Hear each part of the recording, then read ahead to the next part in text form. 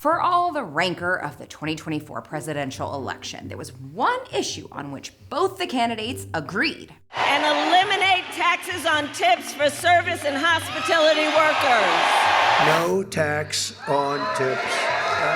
No tax on tips. No taxes on tips is one of the few economic issues that has gone bipartisan. A 2024 Wall Street Journal poll found that almost 80% of registered voters supported the idea. And in July of 2025, it was included in Trump's big, beautiful bill. I guess it's nice to know that in our bitterly divided country, at least some ideas are so obviously good that everyone gets on board. Well, not everyone. The same Wall Street Journal poll asked another group what they thought of eliminating taxes on tips and got a very different response. And unfortunately, it was economists.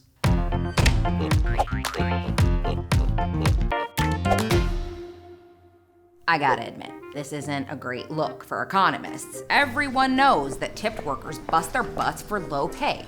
Who would begrudge them a little slack from Uncle Sam? As with many issues at the intersection of politics and economics, pithy slogans and emotional appeals often outweigh careful analysis. So let's take a dispassionate look at the actual details of the policy. The provision that was included in the Big Beautiful Bill allows workers to deduct any tips they've earned over the year when calculating their federal income tax. This is great news for someone like Ifra, who is a server at a mid-level restaurant making $50,000 a year, a little over half of that in tips. She can now claim those tips as a deduction, reducing her federal income tax burden from $39.61 to $900. The legislation only applies to federal income tax. FICA and state taxes are still calculated from her total income, but that's still a yearly savings of $3,061. However, this is no help to someone like Emanuel, who is a teacher for the local school district. He makes about the same as Ifra and works just as hard, but because none of his income is in tips, he sees no benefit from the change. And that's the main problem economists have with this policy. It applies to a very small number of people. Only around 2% of American workers earn tips, and over a third of them make so little money that they wouldn't owe any federal income taxes anyway. The main beneficiaries will be above average tipped earners like high roller casino dealers, posh hairstylists, and fine dining servers. There are some limitations, like an income cap of $160,000, which could put some workers in an odd situation. If a customer's tip pushes you just $1 over the limit, that would completely disqualify you from the deduction, potentially adding over $10,000 to your tax burden. It also only applies to voluntary, non-negotiated bonus payments from customers, but in reality, this would be kind of hard to enforce, and workers would be strongly incentivized to categorize as much of their income as tips as possible.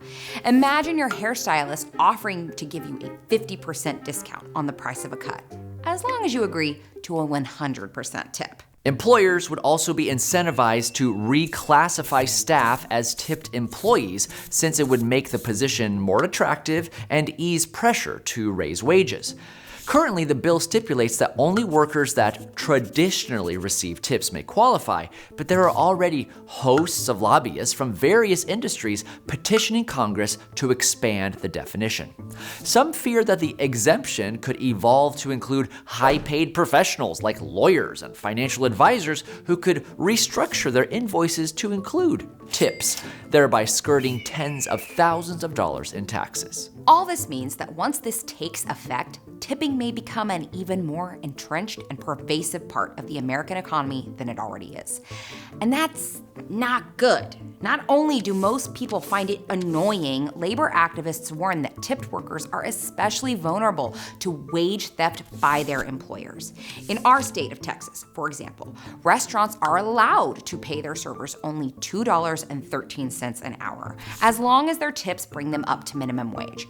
But no one's really checking the boss's math, and many servers report that rocking the boat can get you blacklisted from the most lucrative shifts. It should be a bit of a red flag that big companies that rely on tipped workers like Uber and DoorDash strongly support this measure.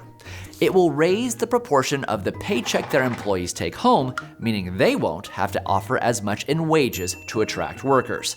The American taxpayer will be effectively subsidizing these billion-dollar firms' labor costs. Tax policy experts are likewise aghast at this provision, because if there's one thing the US tax code doesn't need, it's more loopholes and complexity. And it violates one of the most fundamental precepts of democratic taxation: equity. Historically, we tax people based on their income, not what type of work they do. Why should a teacher pay a higher tax rate than a blackjack dealer? Why should a bartender pay a lower rate than an electrician? If the goal is really to help low-income workers, there are much more effective and less convoluted ways of doing it, like raising the standard deduction, increasing the earned income tax credit and the child tax credit, or even raising the minimum wage. It's totally understandable to want to help people who work for tips because, frankly, working for tips sucks. You're at the mercy of your boss's honesty and your customers' generosity, and your weekly earnings can be wildly unpredictable. That's why economists on the right and the left don't want to incentivize businesses to put more American workers in that position. And that's our 2 cents.